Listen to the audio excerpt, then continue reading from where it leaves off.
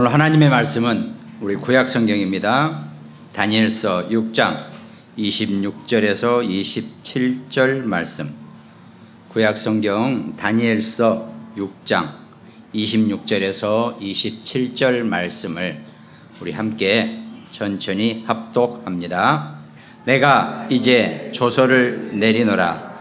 내 나라 관할 아래에 있는 사람들은 다 다니엘의 하나님 앞에서 떨며 두려워할지니 그는 살아계시는 하나님이시요 영원히 변하지 않으실 이시며 그의 나라는 멸망하지 아니할 것이요 그의 권세는 무궁할 것이며 그는 구원도 하시며 건져내기도 하시며 하늘에서든지 땅에서든지 이적과 기사를 행하시는 이로써 다니엘을 구원하여 사자의 입에서 벗어나게 하셨음이라 하였더라. 아멘. 지금 이 본문의 배경은 다니엘이라는 이스라엘 청년이 이스라엘이 멸망을 하게 됐어요. 망하게 돼서 바벨론에 다 포로로 끌려갔죠. 그 중에 몇몇 선택을 받아서 이제 왕궁에서 보조원으로 생활을 하는 그런 상황이 되었단 말이죠. 그런데 이 다니엘은 하나님을 믿는 자고 늘 하나님과 동행하는 자고 하나님의 말씀 안에 있는 자로서 늘 하나님께 기도하는 사람이었단 말이죠. 이 다니엘을 시기하기 위해서 시기한 그 신하들이 이제 왕 외에 다른 존재에게 기도를 하거나 절을 하면 사자굴에 집어넣읍시다 하는 이런 법을 통과시켰습니다.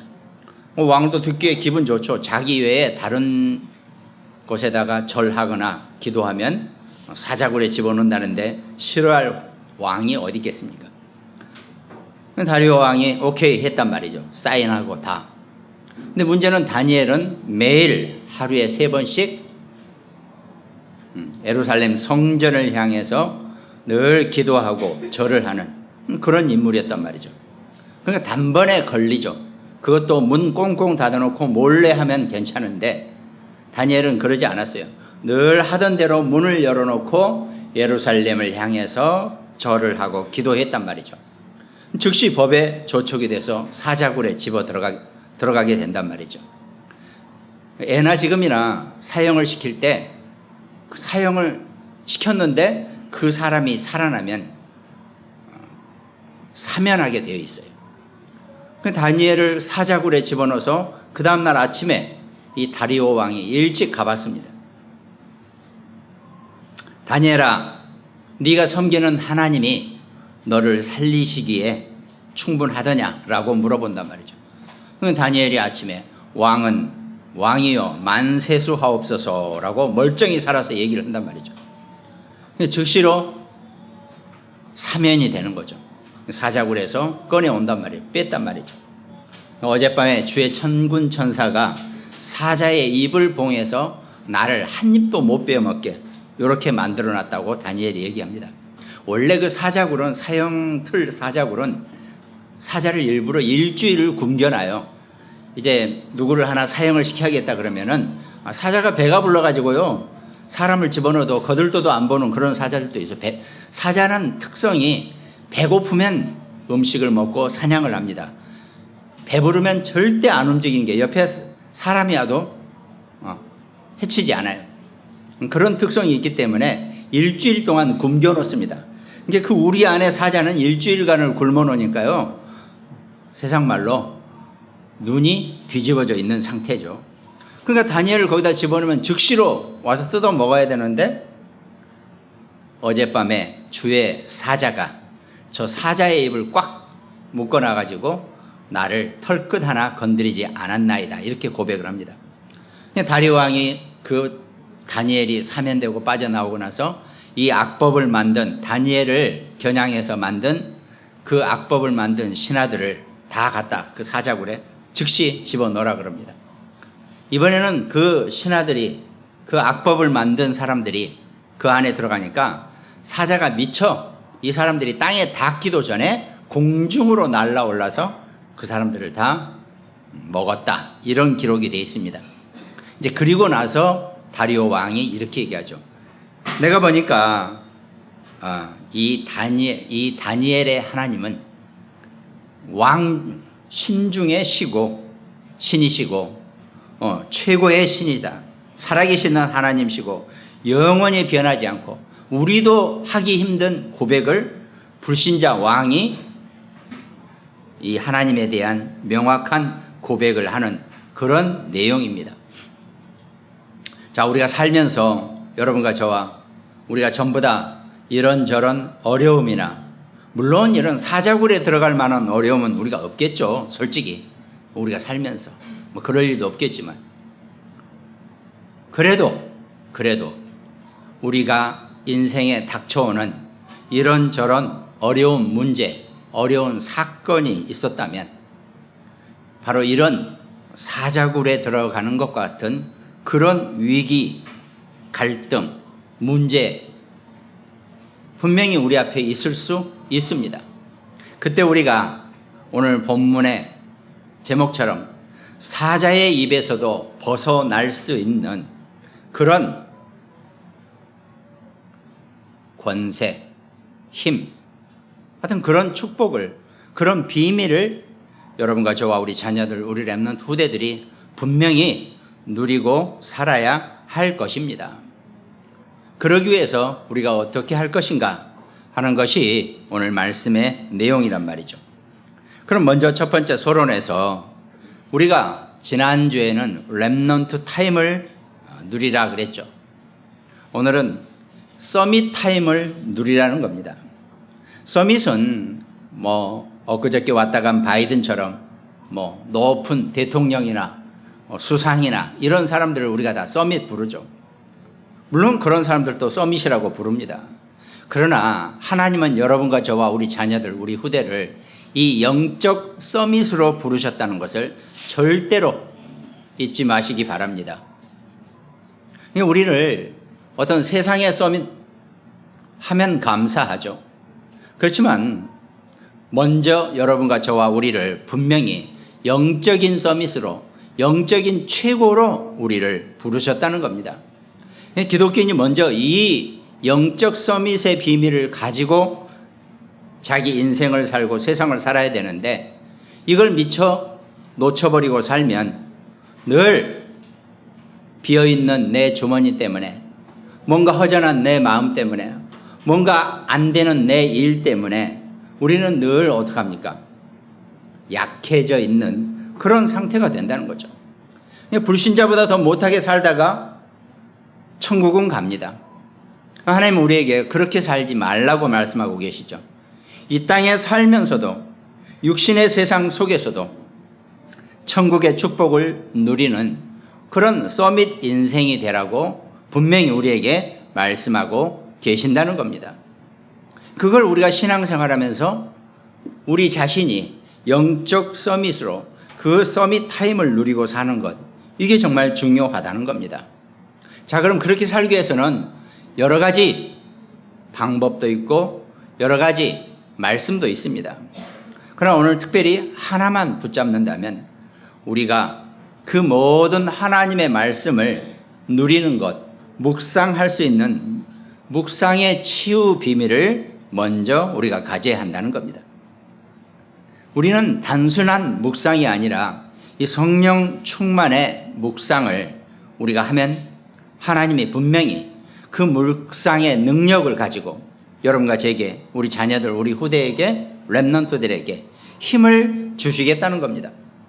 불신자들도요, 정말 그 뭔가 사실 묵상한다는 얘기는 우리가 집중을 한다는 것과 의미가 비슷하죠. 하나님의 말씀으로 집중을 한다는 겁니다. 불신자들도 집중하는 사람들은요, 뭘 하더라도 할 수 있고 뭘 이루더라도 이루어낼 수 있는 그런 힘이 있습니다. 근데 우리는 단순한 묵상이 아니라 성령의 묵상, 성령 충만의 묵상을 하나님 말씀을 가지고 한다면은 틀림없이 하나님 여러분과 저를 절대 이 땅에 살면서 부족하지 않게, 부끄럽지 않게 구원받은 하나님 자녀의 백성을 하나님이 보살피시고 이끌어 가시게 되어 있다는 겁니다. 근데 비슷하게 다른 종교단체나 또 이런 소위 우리가 사이비 종교라고 하죠. 그런 데서 하는 게 명상이라고 하는 게 있습니다.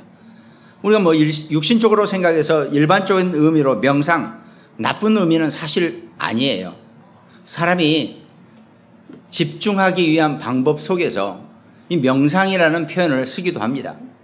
근데 문제는 명상은 나 중심, 내가 주인이 되고 내가 온전하게 힘을 얻고 내 뜻과 의지와 내 능력을 가지고 명상을 해내는 겁니다.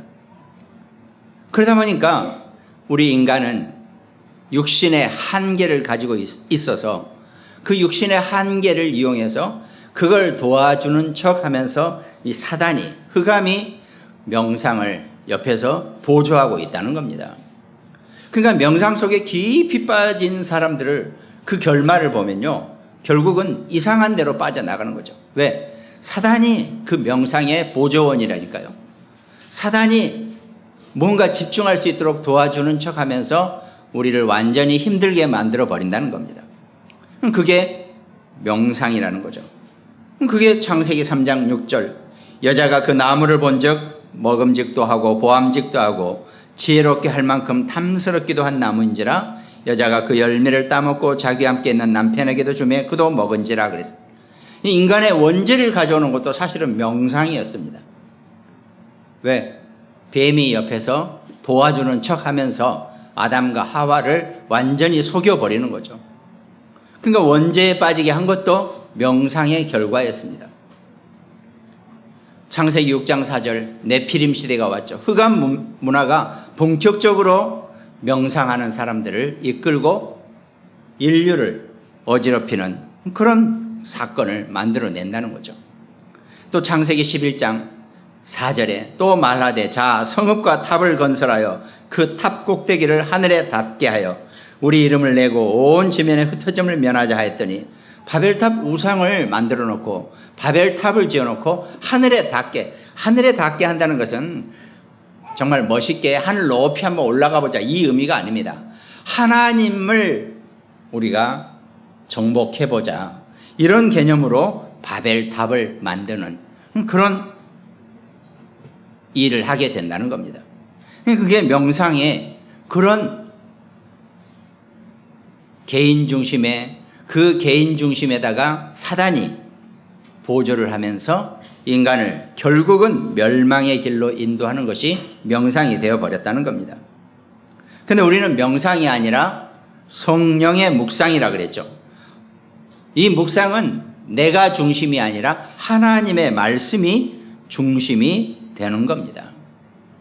그래서 하나님이 즉시 창세기 3장 그 원죄에 대한 해답을 묵상할 수 있는 비밀을 하나님 즉시 말씀으로 주시죠.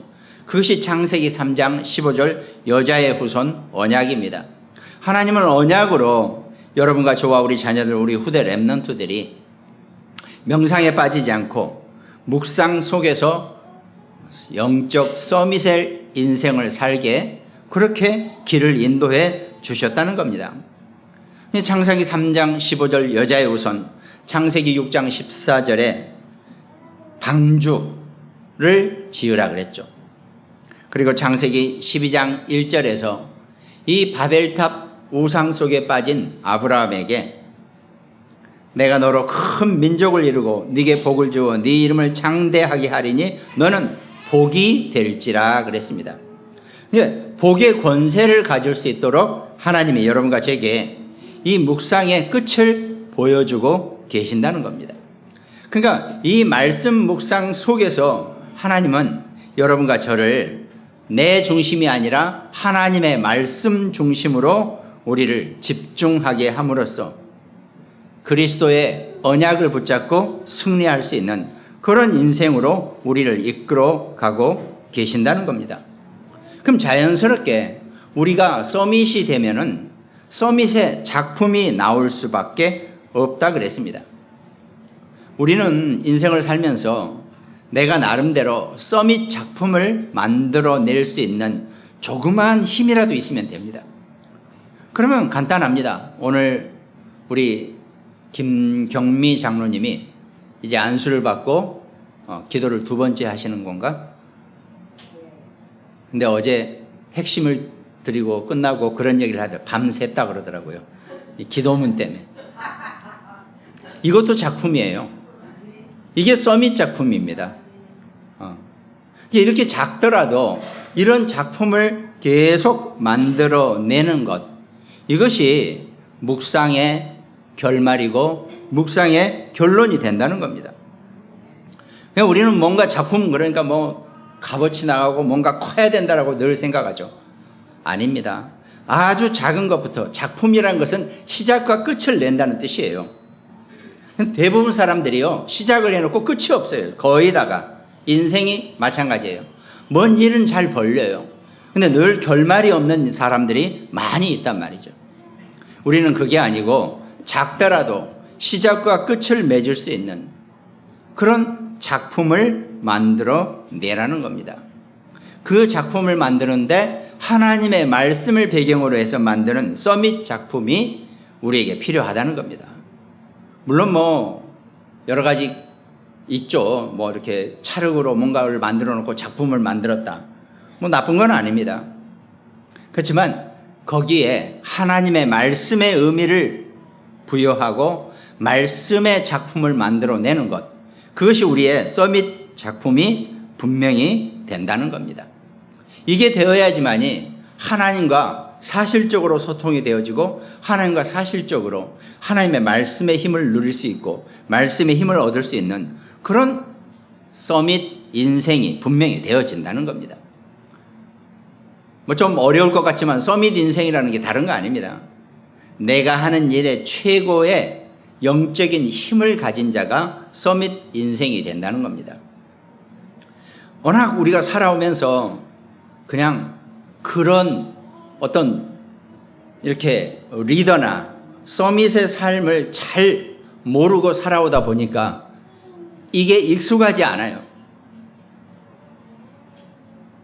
그렇기 때문에 우리 언약 속에서, 말씀 속에서 우린 전부 다 하나님의 서밋이고 하나님의 서밋 인생이라는 것, 하나님의 서밋 작품이라는 것, 이걸 절대로 잊지 마시기 바랍니다. 이게 우리의 자존감이고 구원받은 하나님 자녀 백성들의 축복이에요. 근데 워낙 우리가 해놓은 게 없고 뭘 열심히 안 해놨기 때문에 우리가 스스로 그 서밋의 축복을 포기하고 사는 그런 기독교인이 안타깝게 너무 많이 있다는 겁니다.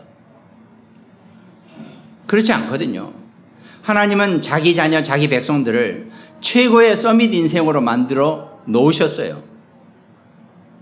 그런데 어떡합니까? 하나님이 아무리 여러분과 저를 서밋 인생으로 만들어 놔도 내가 서밋이 안 되면 아무 의미가 없어요. 별 볼 일 없는 그런 삶이 될 수 있다는 겁니다. 그야말로 불신자보다 더 못하게 살다가 천국은 갑니다. 죽고 나서. 근데 그게 아니거든요. 이 땅을 살면서도 하나님 여러분과 제게 서밋의 자존감을 주셨고 서밋 인생을 살라고 말씀하고 계시거든요.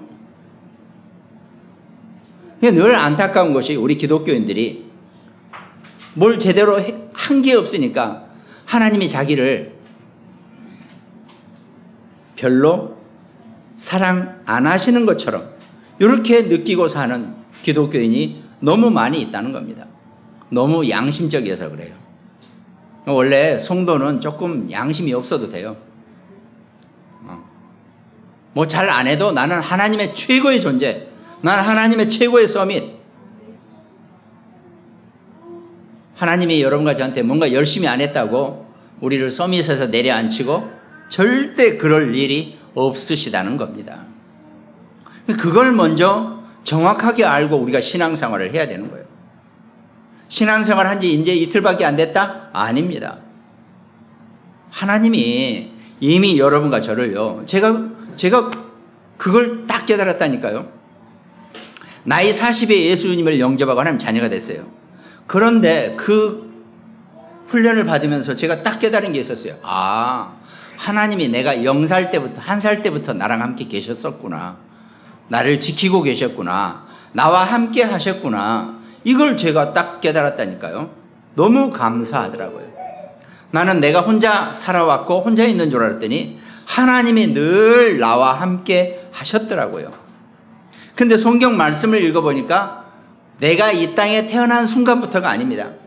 태초 이전부터, 인간이 탄생하기 이전부터 이미 나는 계획이 되어 있고 나는 하나님의 자녀가 되었고 하나님이 나를 보살피고 계셨다니까요.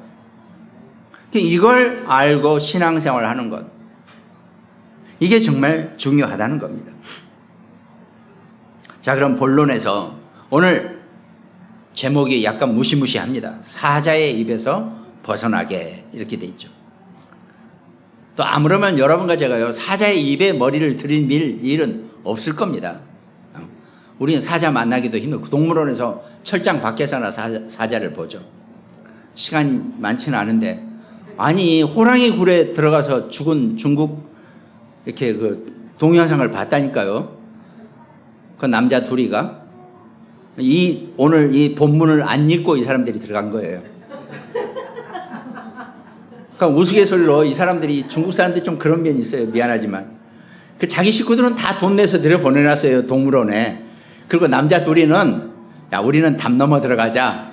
하필이면 담 넘은 게 호랑이 있는데 그 호랑이를 풀어놓은 호랑이 우리 안으로 둘이 담 넘어 들어갔다니까요. 스스로 죽으러 들어갔죠. 이렇게 좀 오늘 다니엘 본문같이 이 본문을 읽고 들어갔으면 또 괜찮을 뻔했는데, 우리는 사자의 입 앞에 들어갈 일은 없겠죠. 우리는 그만큼 우리 안에 그런 위기와 어려운 사건, 문제가 있을 때 하나님이 우리를 사자의 입에서 벗어나게 해주신다는, 오늘 다리오 왕이 다니엘의 하나님을 찬양하면서 하는 표현 보세요. 여러분과 제가, 우리 자녀들이, 우리 렘넌트들이 어떤 문제와 위기와 갈등 속에서도 하나님이 우리 자녀들을 벗어나게 해 주신다는 것, 이걸 우리가 절대로 잊지 마시기 바랍니다. 그럼 첫 번째, 먼저 우리 앞에, 우리 인생에, 우리 후대 인생들 앞에 문제가 있을 수 있습니다. 문제가 생길 수 있습니다.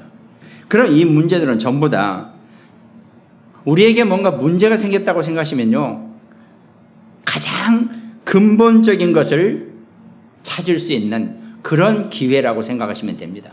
내게 뭔가 문제가 왔다, 내게 뭔가 문제가 생겼다, 그러면요, 한번 근본적인 것을 한번 생각을 해보세요. 왜 내게 이런 문제가 올 수밖에 없었는지 근본적인 것을 찾아볼 수 있어야 합니다. 이거 내게 문제가 오면 내 주변 환경, 내 신세, 주변 이런 걸 탓한단 말이죠. 핑계를 대죠. 하나도 그럴 거 없습니다. 내게 생긴 문제는 일단 나의 근본에 대한 치유의 시간표입니다. 딱 그것만 붙잡아 버리면요, 문제가 내게 너무 재밌고 문제가 너무 감사해지고 문제가 아니라는 그 말이 이해가 되어진단 말입니다. 하물며 내가 전혀 원하지 않았던 이런 문제들, 예를 들어 성경에 나와 있는 표현처럼 요셉은 태어나면서 그 야곱의 부인이 3명이었기 때문에 각각 배다른 형제들 틈에서 살아남단 말이죠. 근데 제일 이 마지막이에요, 요셉이. 그 밑에 누가 있습니까? 네. 동생이 하나 있었죠. 근데 자기네가 형제가 둘밖에 안 되고 막내 쪽에 있으니까 늘 위에 형들한테 괴롭힘을 당하게 된단 말이죠. 배다른 형제들에게. 그 가정 가문의 문제가 요셉이 원한 문제가 아니었거든요. 요셉 때문에 생긴 문제가 아니었거든요. 근데 그 문제 속에서 요셉은 가장 근본적인 것을 누리고 근본적인 치유를 발견해 냈다는 겁니다. 그게 창세기 37장 2절, 4절 거기 내용 보면 요셉이 꿈을 꾸고 해와 달과 11별이 내게 절하더이다. 이 꿈을 꾸게 된단 말이죠. 이걸 조금 설명을 좀 해드려 볼게요. 자, 요셉의 형제들이 요셉 외에 11명이나 있었어요. 근데 이스라엘은 이게 있었습니다. 장자권이라는 게 있어요. 그 이스라엘의 언약 안에서는요, 장자를 통해서 메시아가 온다는 이 메시아 언약이 있었어요. 근데 신통하게, 희한하게, 예를 들어 생각해 보세요. 자, 형제가 셋 있는데 이 셋 형제 중에 제일 큰 형이 장자겠죠? 그러나 각자가 다시 결혼을 하면 또 가정을 이루게 된단 말이죠. 그럼 각 한 집마다 전부 다 장자가 또 나오잖아요. 그러니까 그 장자의 메시아의 그 기회는 대를 이어서 여러 가정에 또 장자들이 생겨나기 때문에 전부 다 기회가 있는 겁니다. 의미로 따지면은. 그래서 이 이스라엘 사람들은요, 신경이 엄청 곤두서요. 그리고 그 장자권에 대한 개념이 엄청, 성경도 여러분이 가만히 읽어보시면요, 장자권에 엄청 신경을 많이 씁니다. 야곱도 지네 형 에서랑 같이 나왔지만 야곱이 어떻게 했습니까? 형 발 뒤꿈치를 잡고 나왔다고 그랬잖아요. 왜? 태중에서도 지가 먼저 나오려고 에서가 먼저 나가는데 에서의 발을 붙잡고 자기가 먼저 나가려고 하는 그런 인물이 야곱이란 말이죠. 그건 뭘 의미하냐면은 태중에서부터 이 장자권 메시아에 대한 언약을 알았다라고 우리가 그렇게 해석을 한단 말이죠.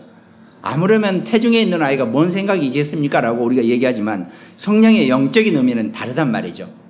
야곱은 태중에서부터 이 장자권 욕심, 곧 메시아에 대한 언약의 비밀을 알았다라고 우리가 그렇게 해석을 한단 말이죠. 그러니까 이 야곱의 12형제도요, 전부 다 장자권에 대한 아주 민감한 그런 사람들이 이스라엘 사람들이에요. 왜? 자기도 결혼을 해서 가정을 이루면 자기 자식 중에 장자가 또 있을 거 아닙니까? 그럼 그 장자도 장자권이 있단 말이죠. 그 자기 자식의 장자를 통해서 메시아가 오신다는 이런 바람이, 희망이 있었기 때문에 장자권에 대해서는 엄청 그 예민하고 살인도 할 만큼 그런 이 분위기란 말이죠. 그래요. 얘기 나온 김에. 그러면 무슬림들은 뭡니까? 무슬림이 누구예요? 이삭의 배다른 형제 이스마엘이 있었잖아요. 하갈의, 그죠? 사라의 아들이 이삭이었고, 사라가 자식을 못 낳으니까 하갈이라는 첩을 뒀잖아요. 그 하갈의 자식이 이스마엘이란 말이죠, 또.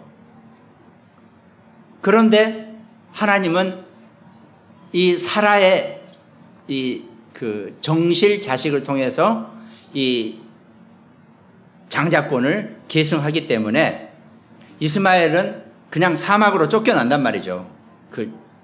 기록에 보면은. 근데 어떻게 해석합니까? 이스마엘도 나도 결혼을 해가지고 자식을 낳으면 그 장자권을 나도 갖는다. 그러니까 나를 통해서도 메시아가 오실 수 있다라고 하는 그 메시아 싸움이에요. 그 무슬림들은 뭡니까? 그 이스마엘의 후손들이 무슬림이 됐는데 무슬림도 똑같이 그렇게 생각하고 있어요. 우리를 통해서 메시아가 오신다. 그래서 마호멧이 메시아라고 이 사람들은 그렇게 자기네들이 주장한단 말이죠. 결국은 중동 지역에서 이스라엘과 이 무슬림의 싸움은 메시아 싸움이에요. 그 영적인 의미를 보면 저 사람들 왜 이렇게 싸우나? 아니에요. 서로 자기네가 메시아권을 자기 장자권으로 한다고 하는 그 싸움이거든요. 너네가 우리를 무시해? 우리는 마호멧 메시아의 후손이야. 그럼 이쪽은 누굽니까? 아직 오지는 않았지만 유대인들은 우리도 메시아권, 자기네가 정통 메시아라고 얘기하고 서로 이 싸움을 하고 있다는 겁니다. 지금 중동 전쟁의 원인은 메시아 싸움이에요, 사실은. 의미를 따지고 보면은. 이런 식이기 때문에 요셉의 형제들이 엄청 민감하단 말이죠. 근데 요셉이 꿈을 꿨다고 해와 달과 11별이 내게 절을 했다는 얘기는 곧 요셉이 장자권을 갖는 그런 의미가 돼버리잖아요. 11별은 나머지 11형제를 의미하는 거니까. 그럼 11형제가 요셉에게 절을 했다는 얘기는 하나님이 요셉을 통해서 요셉이 장자권을 갖게 한다는 그런 의미를 표현하고 있기 때문에 형들이 엄청 화가 난 거예요. 그래서 그래, 그러면 너가 그러면 너를 차라리 죽여버리겠다. 요셉을 팔아버리자. 우리 가문에서 아예 쫓아내버리자. 그래야지 우리가 장자권을 유다가 정상적으로 우리 제일 위에 큰형이 장자권을 가질 거 아니냐. 뭐 이런 식으로 생각해서 요셉을 팔아버리거나 원래 처음에는 구덩이에 빠뜨려서 죽이려고 했거나 이런 일이 벌어진다는 겁니다. 그러니까 그 배경을 조금 이해하고 보면요, 이 이스라엘 이 가문에서 메시아권은 메시아의 언약만큼이나 엄청 강렬하단 말이죠. 그러니까 요셉은 그런 배다른 형제들 틈에 태어나가지고 이 메시아권에 대한 형제간의 싸움을 알게 된단 말이죠. 그게 근본적인 요셉이 치유되는 방법이었습니다.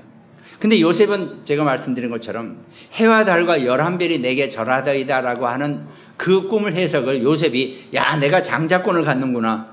내가 앞으로 우리 가문에서 최고가 되는구나. 이렇게 생각 안 했다 그랬잖아요. 하나님이 나를 통해서 큰 일을 하실 그 꿈으로 요셉은 해석을 했다는 겁니다. 그러니까 요셉은 거기에 교만하지 않고 하나님이 나를 통해서 우리 가문을 살리고 뭔가 일을 알려주시려고 그 꿈을 내게 보여주셨구나. 이렇게 요셉은 생각하고 절대 거기에 교만하지 않고 거기에 넘어가지 않고 어떻게 했습니까? 하나님과 함께하는 기도의 사람이 됐고 형통함을 그대로 유지했다는 거죠. 그러니까 노예로 끌려가도 요셉은 절대로 낙심하지 않았습니다. 왜? 분명히 하나님이 해와 달과 11별의 꿈을 내게 줬기 때문에 그 꿈이 성취되기 전까지는 나는 죽을 수도 없고 문제를 당할 수도 없을 것이다라고 이렇게 믿었기 때문에 노예로 끌려가도 요셉은 하나도 서운해하지도 않고 힘들어하지도 않고 갔다는 그런 내용이라는 겁니다. 그런 우리가 성경 읽고 있는 내용보다는 그 안에 있는 배경을 조금 더 이해하시면은 훨씬 그 의미가 어떤 의미인지를 우리가 분명히 알게 된다는 겁니다. 요셉은 그 가정 가문의 형제들의 문제 속에서 뭘 봤습니까? 하나님의 역사와 하나님이 이끌어 가시는 그 메시아 언약의 중대성. 왜? 우리 가문이 끊겨버리면 메시아의 언약이 끊겨지기 때문에 하나님은 우리 가문을 살리기 위해서 나를 먼저 애굽의 총리로 보내셨다는 것을 요셉은 분명히 이해하고 알고 있단 말이죠. 그러니까 이게 문제 속에서 근본적인 것을 누리고 근본적인 원인을 발견할 수 있는 그런 찬스, 시간표가 된다는 겁니다. 그리고 본론의 두 번째는 우리에게 만약에 갈등과 시험이 온다면 내가 앞서갈 수 있는 갱신의 기회라 그랬습니다. 하나님이 내게 갈등과 시험을 줬다는 얘기는 하나님 나를 앞서가게 하시는 갱신의 기회라고 이렇게 해석하시면 된다는 겁니다. 그럼 우리가 주로 갈등과 시험은 어디서 나타납니까? 우리 주변에 악한 자들이나 불신자들이나 또 정말 신자들 틈 속에서도 나를 갈등과 시험 속에 빠지게 하는 그런 일이 발생한다는 겁니다. 그때마다 하나님이 나를 갱신할 수 있는 기회로 삼으시려고 내게 갈등과 시험을 주셨다는 것, 이것만 발견하면 된다는 겁니다. 이게 성경에는 악한 자들이 우리 믿는 자들을 공격하는 그런 말씀 손구가 많이 나오죠. 시편 2절에 보니까 악한 자가 교만하여 가련한 자를 심히 압박하오니 그들이 자기가 베푼 꾀에 빠지게 하소서. 다윗이 그렇게 얘기했답니다. 다윗 주변의 악한 자들이 다윗을 계속 공격해 왔을 때 자기가 베푼 꾀에 그들이 빠지게 해달라고 이렇게 기도한단 말이죠. 시편 140편 3절에 보니까 뱀같이 그 혀를 날카롭게 하니 그 입술 아래에는 독사의 독이 있나이다. 그러니까요, 세상에는 이 악한 자들이라는 것은 사단의 심부름을 하는 자들입니다. 그런 자들이 끊임없이 여러분과 저와 우리 자녀들, 우리 후대에 믿는 자들을 계속 이런 식으로 공격할 수 있고 우리를 갈등과 시험 속에 있게 한다는 겁니다. 이때는 우리가 갱신할 수 있는 최고의 기회로 그 시간표를 우리가 붙잡으면 된다는 겁니다. 그리고 본론의 세 번째는 우리에게 정말 오늘 본문처럼 위기가 왔습니다. 사자굴에 빠지는 그런 위기가 왔을 때도 하나님 어떻게 합니까? 완전한 재창조를 누릴 수 있는 기회로 우리를 이끌어 가신다는 겁니다. 우리에게 만약에 위기가 닥쳤다. 그 위기는 우리를 재창조할 수 있는 최고의 기회라고 보면은 정답이 된다는 겁니다. 자, 출애굽기 1장 22절. 자, 요셉이 이스라엘 백성들을 다 이끌고 애굽에 왔단 말이죠, 이제. 그 애굽에 와가지고 애굽의 총리를 하면서 요셉의 총리의 가문이니까 어마어마하게 좋은 편안한 땅에서 잘 살게 했단 말이죠. 그러다가 요셉이 죽고 나서 요셉을 모르는 이 애굽의 바로 왕이 나오게 된단 말이죠. 그 예전에 요셉이라는 총리가 있었답니다. 얘기하니까 몰라 나는 그 친구가 누군지. 근데 보니까 이스라엘 백성들이 인구가 너무 많거든요. 예나 지금이나 정치는 인구 싸움이거든요. 너무 많으니까 야 그럼 쟤들이 잘못하면 우리 애굽 사람들보다 더 많아지면 우리가 문제가 생길 거 아니냐. 인구가 더 많아지면 나중엔 다 그 나라 그 이스라엘 사람들 나라가 돼버리거든요. 이 애굽 사람들보다 더 많아지면. 그러니까 어떡합니까? 아들을 낳으면 무조건 나일강에 빠뜨려 죽이라 그랬어요. 이제 씨를 말려버리겠다는 거예요. 그렇게 하면 이스라엘은 아들 남자가 하나도 없게 되니까 전부 다 여자만 남다 보면은 그냥 유야무야하게 그냥 흩어지게 이런 식으로 전략을 짜느라고 아들을 낳으면 전부 다 죽이라고 나일강에 빠뜨려 죽이라고 이렇게 얘기합니다. 법을 만들어 버렸죠. 그때 모세가 태어나게 된다는 겁니다. 모세의 어머니 요게벳이 보니까 너무 잘생겼다 그랬어요. 아니 세상에 고슴도치도 자기 새끼가 최고로 잘생겼다고 하는 반인데 모세의 어머니가 모세를 낳고 잘생겼다 그래야지 그럼 못생겼다고 그럴 부모가 어디 있습니까? 그 얘기는 육신적으로 잘생겼다 못생겼다가 아니고 요게벳은 기도하는 사람이었어요. 하나님이 보시기에 잘생겼다는 의미입니다.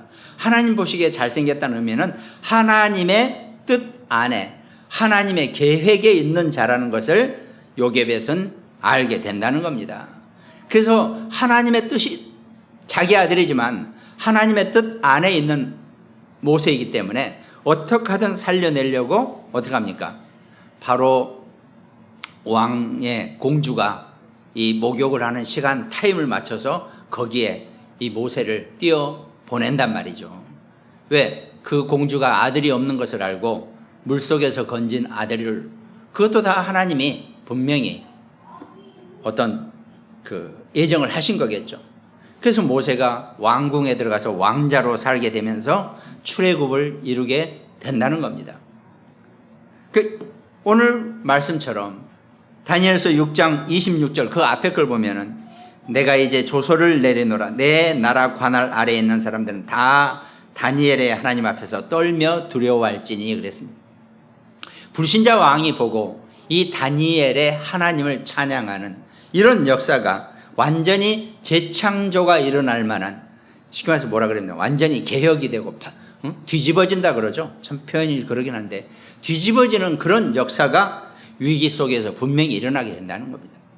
그러니까 하나님의 자녀인 여러분과 제가요 내가 만약에 위기를 만났다 이거는 하나님이 나를 하나님의 역사 속에서 뒤집을 만한 그런 일을 만들어낸다는 것 이걸 아시면 된다는 겁니다.